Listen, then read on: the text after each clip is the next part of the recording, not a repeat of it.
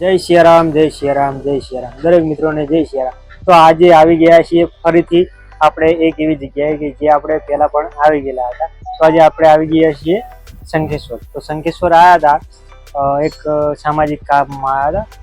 તો હવે વીકણથી આપણે બોર્ડ બનાવવાનું હતું, તો બોર્ડ બનાવવા માટે ફરીથી આવી ગયા. તો ભરતભાઈ, આજે આપણે કેટલા મોડ્યુલનું અને કયા વાયરમાં બોર્ડ બનાવી રહ્યા? આ 8 મોડ્યુલનું બોર્ડ છે. જેમસન કંપનીનો વાયર આવે, બરાબર. હાઈફાઈ ના પ્લગ આવે. અને વાયર કયો નાખો? વાયર એકનો જેમસન.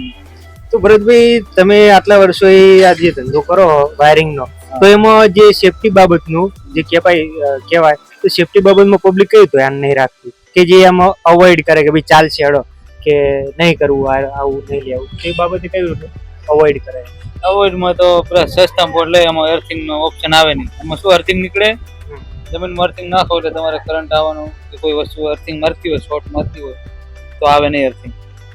તો ભરતભાઈ, આ અર્થિંગ આમ કમ્પલસરી અર્થિંગ વાળું બોર્ડ લેવું જોઈએ? હું તો એવું જ માનું, કમ્પલસરી અર્થિંગ વાળું બોર્ડ જ જોઈએ. બાકી ગમે તે વસ્તુ હોય, ઇસ્ત્રી હોય કે આ કોમ્પ્યુટર હોય, સીપીયુ એનું હોય, કોઈ વસ્તુ અર્થિંગ મારતી હોય, લોખંડની સ્ટીલ બોડી વાળી વસ્તુ હોય, પતરાની બોડી વાળી, એમાં અર્થિંગ આવવાની શક્યતા રહે. જૂની વસ્તુ હોય એટલે અર્થિંગ વાળું બોર્ડ હોય સારું. સીધો જમીનમાં અર્થિંગ ઉતરી જાય તમને કરંટ આવે નહીં, કરંટ આવવાના ચાન્સ ઓછા થઈ જાય. એટલે તો મિત્રો, તમે નહીં માનો, હું હારી જ રહું. અને આ ભાઈ છે કુંવારજના અને એમની દુકાન છે શંખેશ્વરમાં, બરાબર. પણ તો મારા શંખેશ્વર અને આરીજ લગભગ 28 કિલોમીટર, પણ નાનું પણ બોર્ડ લેવું હોય ને એટલે હું આવું શંખેશ્વર. કારણ કે મને અહીંથી જે બી બોર્ડ લઈ જાય ને કોઈ મને શોર્ટ આવ્યો નથી. પરમ દિવસ એક બોર્ડમાં મારે જે ઘરે લોકલ બોર્ડ હતું એમાં શોર્ટ આવ્યો, એટલે તાત્કાલિક આપણે એનો નિર્ણય લીધો કે ચલો હવે આપણે એને બોર્ડ બનાવડાવી દઈએ. તો મારા જે પેલું સર્વરની પીસી માટે જે બોર્ડ છે તો એના માટે આ આપણે લઈએ છીએ.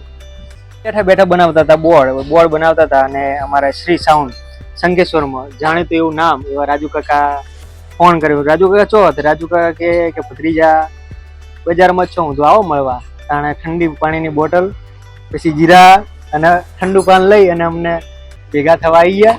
અને જો તમારે સાઉન્ડનું એવું કામકાજ હોય શંખેશ્વરમાં તો રાજુભાઈનો અવશ્ય કોન્ટેક્ટ કરજો. કે સાઉન્ડમાં તો એક નંબર ક્વોલિટી કહેવાય, એટલું બધું નામ હે. જો કે આ બધી અમારે કહેવાની જરૂર જ નહીં, તો તમે કમેન્ટ પૂછો ને એટલે ખબર જ પડે. અને ભાઈ ભરતભાઈ હજુ અડધે પોકાડ્યું નહીં, ખાલી શેઠે કામકાજ આવ્યું હોય, હજુ ખેતરમાં હોય છે, બરાબર. એટલે હવે ભરતભાઈ જેવા શેઠાનું આખું લણવાનું વાઢવાનું બધું પતી જાય ને એટલે પાછ અમને મળી ગયું. તો હવે આપણું થઈ ગયું બોર્ડ કમ્પ્લીટ. અને બોર્ડનું જે કહેવાય શો એ કેવો લાગે જોઈ લો તમે, ફિનિશિંગ તો સરસ મજાનું એમને અર્થિંગ હાથેનું કરી નાખ્યું હોય. 4 મોડ્યુલર કેટલાના હે રે? 8 મોડ્યુલર. અને આ સારી એવી 5 એમ્પિયરની પિન નાખી દીધી અર્થિંગ વાળી, એટલે ડાયરેક્ટ અર્થિંગ હોય એટલે શોર્ટ બોટ આવે નહીં. એક વખત આપણે શું કહેવાય ભરતભાઈની આંગળી નાખીને ચેક કરાવીશું શોર્ટ આવે કે નહીં આવતો, પણ લગભગ નહીં આવે ને. રેવા દે હવે અર્થિંગ ના આવે. આપણે એવો અખતરો કરવો નહીં, પણ હવે કરી નાખ્યું. તો ભરતભાઈનો ખૂબ ખૂબ આભાર કે આપણે બોર્ડ બની આપ્યું. મેં કીધું પૈસા લઈ લો, પણ કે ના, નથી લેવા પૈસા, પણ આપણે પૈસા આપણે આપી જ દેવાના, આપણે કોઈને રાખવાના નહીં, બરાબર. એટલે તો સારું, ચલો તમને મળીએ એક નવા વ્લોગમાં.